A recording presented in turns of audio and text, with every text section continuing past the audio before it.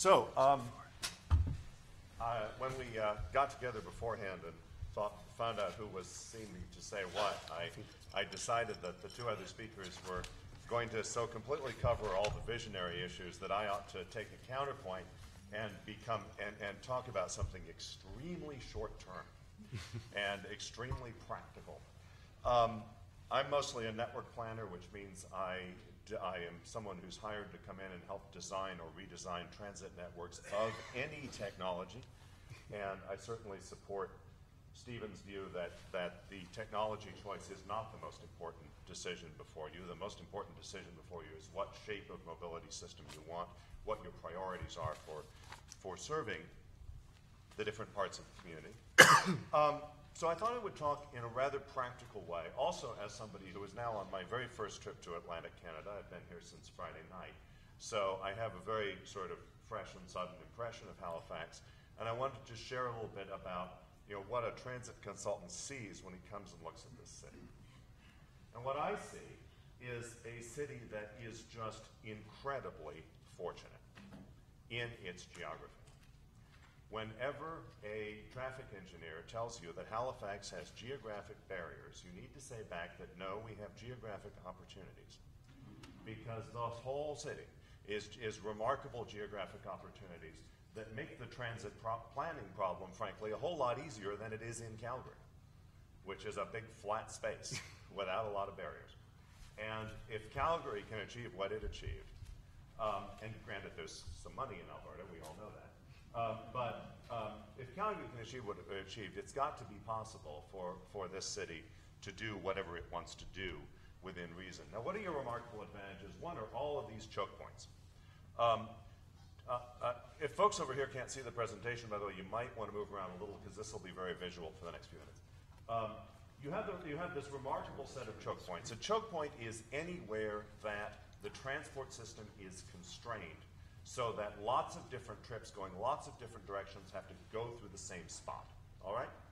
And the beauty of choke points is that they are an advantage for transit because when transit goes through that one spot, it has the potential to serve a huge range of destinations on both sides, particularly if you have an interchange next to the choke point, which you have some nice examples of, for example, the bridge interchange on the north end of the main bridge into Dartmouth.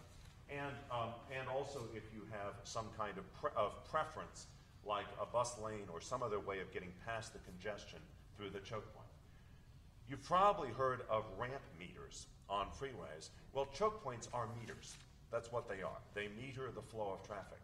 And the fact that your peninsula in particular is completely surrounded by choke points and that there are only 5 or 6 or 7, depending on how you count them, that is the explanation for why there is actually relatively little traffic congestion inside the peninsula.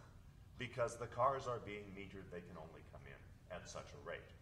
That is to your advantage. If anyone ever proposes adding any more car capacity through any of those choke points, they are attacking the core of your city and the core of your transit network. And that has to be very clearly understood. The other thing you have to work with is this remarkable continuous density. When someone first says to me, what do you think about this city that you haven't thought about? One of the first questions I ask is, how big was the city in 1945? Because that's going to tell me how much already walkable, functional, dense development is there. And dense doesn't have to mean high towers. Dense can just mean what you have, a lot of closely spaced single-family homes, lots of different kinds of density. Your city is already wonderfully diverse in that respect. So I look for those two things, and you've got them on the peninsula and also a bit in Dartmouth and to smaller degrees in other places. Now, I'm not going to beat this point too loud because as it happens, both other speakers have hit it. But one of the basic challenges we have with transit is that an effective transit system is not going to look equitable. Not if you understand it in terms of, well, they have this much service, so why don't I? And those kinds of conversations happen in city councils, especially whenever you've got your city councils in districts. And so one of the things you have to understand is that if your focus is on getting really good transit to Sackville, you need to care about public transit on the peninsula. You need to care about that. Why is that? Well, if you're trying to stimulate the economy of Northeast Nova Scotia, You really care about those flights from Sydney to Halifax. But those flights into Halifax don't work unless Halifax Airport works. And they don't work unless Halifax Airport offers good connections to New York and Boston and Toronto and Montreal. You have an investment beyond your little favorite service. And your little favorite service actually wouldn't work without a larger network that it connects to. And in this region, just as with airlines, we have, if you want transit that is high ridership, if you want transit that is transformative, it's got to be transit that people use. And that requires, and the beautiful thing is you can present this as a business-like approach because it's exactly what airlines do. There are towns that are too small for Air Canada to fly into. And there are likewise places in your region that may be too small for very much service, apart from maybe just the most symbolic thing. And you have to be realistic about that. And then if you want little bits of service out in those areas, you've got to understand those are going to grow on a larger network. And it's a larger network that's going to bring anyone out there to use them in sufficient numbers for those services to make sense. So everybody's got to care about the center. So look at the peninsula. Continuous historic grid, nearly continuous high density, remarkable concentration of the kinds of facilities that drive transit. In my business, I look for universities, I look for hospitals, I look for CBDs, I look for centers of government. And they're all here. And they're all here close together, and they're all here in very intense density. This is a remarkable place in that regard. So the entire region's transit future depends on success close in. And I've talked about advantage through choke points. The other point is making transit easy and obvious within the peninsula. Because if someone's going to take transit into the peninsula, we've got to be able to show them that they have access to the whole peninsula, right? They may be going to Dalhousie, but they can go to lunch downtown, or they can go down to St. Mary's, if they have some interaction between the universities, they can get around to whatever they want to do in the peninsula. Because the peninsula is dense enough that you could actually have a really excellent, really, really frequent service. The sort of service on most of these streets where you just walk out and a bus is coming. You don't think about waiting. And so this brings me to the fundamental concept of frequency. I have, in middle age, given in to the force of alliteration and begun saying things like frequency is freedom. And begun accepting that, if we're going to talk about things, we have to have terms like the 7 Bs and so on. So, although I can't translate this slogan into French and have the same effect, nevertheless, frequency is freedom. If you think about, and I define public transit's product, when I say personal mobility, as being public transit's product, what I actually mean is a freedom. I don't mean the movement that results from it, although that's obviously what we do. But what we're creating is a feeling of freedom to move around the city without a personal vehicle. And public transit is the only mode that takes a pedestrian beyond her walking range and delivers her as a pedestrian without a personal vehicle. And that's a very special and valuable thing in an extremely dense city. So if you want easy and obvious transit system in and to and in the peninsula, focus on frequency. Frequency means less waiting. It means go anytime. It means not worrying about the schedule. It means fast connections to more destinations.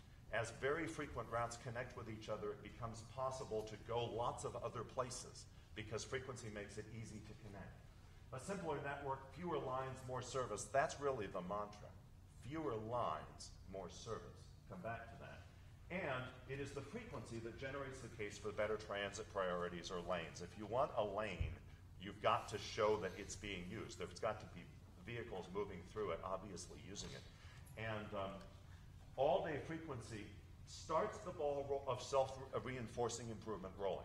Now you're going to hear about, there are lots of different things you can think about to improve. You can think about frequency. You can think about speed and transit preferences. You can think about amenities and infrastructure. All those things are great ways to improve transit. But if one of those is at the core of the others and the justification for the others, I'm going to argue it's the frequency. And frequency is expensive, but it's also the essence of feeling free when you're using transit. And that's very important in a society that tells itself it's a free society. You have proven it. Chatting with one of your transit planners this afternoon, he told me this story recently. Line 1 which is here. It's Dartmouth to downtown, going out Spring Garden to the university, and then, curiously enough, you'd think it would pick up Roby, but it actually picks up Oxford up to Mumford, basically.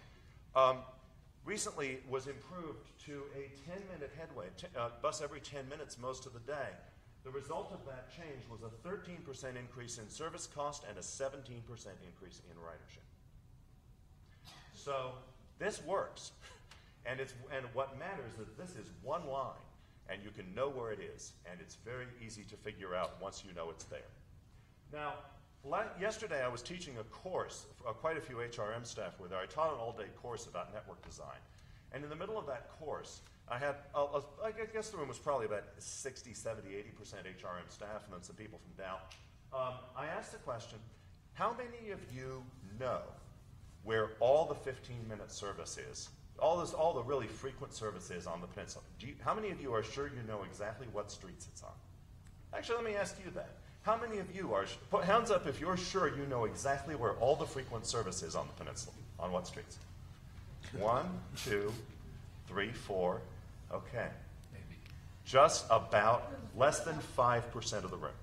And that's the answer I got there too. Isn't that? Huh? If you know where all of the service is, all the streets on the peninsula that have frequent service is my question. I had to do some research to figure out that it's mostly those.